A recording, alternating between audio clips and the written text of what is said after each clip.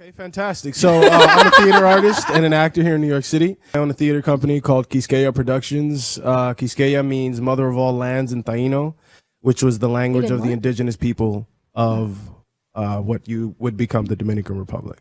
If you want to go way back. Absolutely. I want to start with birth. In the womb. So I was 10 years old and I saw Braveheart. And I said, I have no idea what that is, but I want to do that for the rest of my life. So I said, I played a lot of sports in high school. I didn't want my friends to think I was weird. So like I pretended that I didn't like theater. And then they ended up being my biggest fans, man. I mean, when I started doing theater in college, they would come out, I would do monologues for them. And you imagine all these football guys like, dude, that was... Man, spoke to me. Oh, that was so deep. First play I did, actually right out of college, I had to be naked on stage in front of 300 people. It was really rough when my father's a practical joker, and my parents came to see the show, and they thought it'd be funny to invite my grandmother. And she'd already tell seen her, it. man. Surprise, Grandma. Surprise. How did you transition from acting to actually having a theater company? I like to not wait on anyone else. I was auditioning and not getting cast in things, which is just a common thing. I mean, I was getting cast, but you go on hundreds of auditions and never hear back.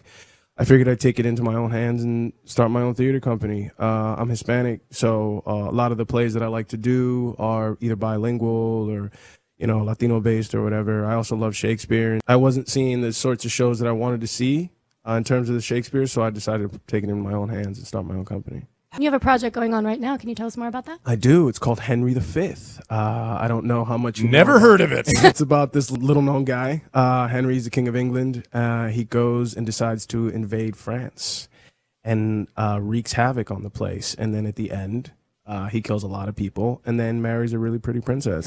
That's kind of how all Shakespeare, that's how they all end. Yeah. Just so you know. What are some of the challenges you had that you faced? I mean, obviously it's not easy to start a company, period, no matter what it is. No. But then when you throw in theater, when you throw in acting, like any of that stuff, like all of that is challenging. Yeah. The big one is money, always, right? Always. You know, and this is the thing is theater's not that sexy.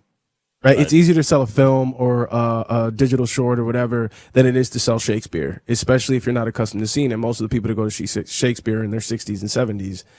And so, like, you got to really sell it to them. The show goes up in February, the 21st to the 24th. Awesome. At a place called the American Theater of Actors, which is on 54th Street, 314 West 54th. And it's a historic theater in New York. It's been around for 40-something years. We're actually doing an Indiegogo campaign right now. So if you type in the search, Henry space V space play, it'll come right up. Very cool. Or if you type my name, Laris, Macario, and it'll come up as well. Nice. These stories are epic, and there's a massive epic battle scene at the end of the play.